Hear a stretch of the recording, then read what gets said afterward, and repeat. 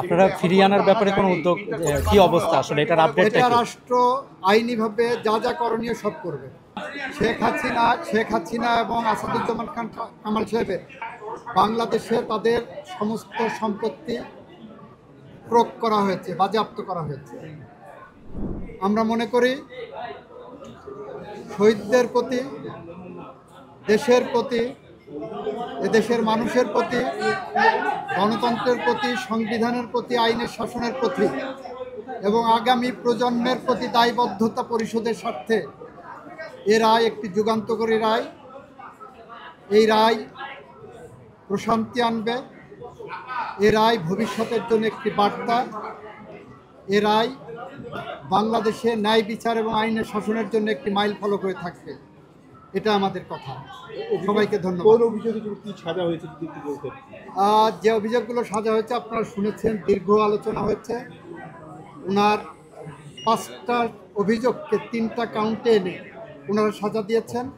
শেখ হাসিনাকে একটা কাউন্টে superior command রেসপন্সিবিলিটিতে যাবজ্জীবন জেল আনটিল ন্যাচারাল ডেথ দিয়েছেন, আর ডাইরেক্টলি যেটা নির্দেশনা দিয়েছেন সেখানে তাকে ডেথ পেনাল্টি দিয়েছেন। আইনের বিধান মতে যেদিন থেকে গ্রেপ্তার হবেন সেদিন থেকে সাজা কার্যকর হবে। আপনারা ফিরিয়ে আনার ব্যাপারে কোনো উদ্যোগ কি অবস্থা আসলে এটার আপডেটটা এটা কি? রাষ্ট্র আইনিভাবে যা যা করণীয় সব করবে। একটু আপডেটটা যদি বলেন যে কি অবস্থা। রাষ্ট্র আইনিভাবে যা যা করা সম্ভব সবটুকু করবে। এই মামলায় শহীদদের পরিবারকে, আহতদেরকে ক্ষতিপূরণ দেওয়ার জন্য একটা নির্দেশনা আদালত দিয়েছেন।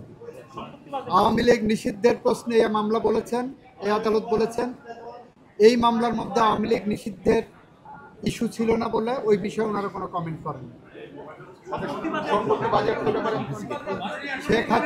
শেখ হাসিনা এবং আসাদুজ্জামান খান কামাল সাহেবের বাংলাদেশে তাদের সমস্ত সম্পত্তি ক্রোক করা হয়েছে, বাজেয়াপ্ত করা হয়েছে।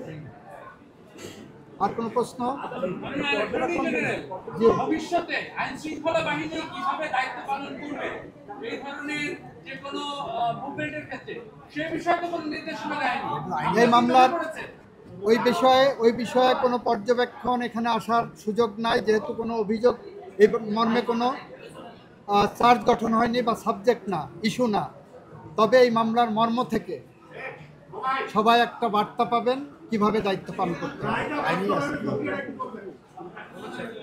রায় বাস্তবায়ন আইনি পথেই হবে, আইনসঙ্গতভাবেই হবে। বেআইনি বা আইনসঙ্গত নয় এরকম কোনো পথ সরকার অবলম্বন করবে না। পলাতক থাকা অবস্থায় আপিল করার সুযোগ বাংলাদেশে না বিশ্বের কোনো দেশে আছে বলে আমার জানা নেই। শেখ হাসিনা তো ভারতের বসে গণমাধ্যমের কথা বলেই যাচ্ছেন। এই রায়ের পর তিনি যেহেতু আইনের দৃষ্টিতে এখন একজন মৃত্যুদণ্ডপ্রাপ্ত আসামি, সেক্ষেত্রে বাংলাদেশ থেকে কোনো পদক্ষেপ নেওয়া হবে কিনা তার এই ধরনের ইন্টারভিউ প্রচারের বা বাংলাদেশ সরকার আইনসঙ্গতভাবে যত রকম পদক্ষেপ আছে সবগুলো নেবে বলে আমরা মনে করি। সেক্ষেত্রে রায়ের কপি পাঠাতে হবে কিনা, অথবা সরকারের হাতে রায়ের কপি যাওয়ার পর সরকার এই রায় কার্যকর করার জন্য কোথায় রায়ের কপি পাঠাবেন, কি পদক্ষেপ নেবেন, সরকার এটা আইনি পর্যালোচনা করে সবাইকে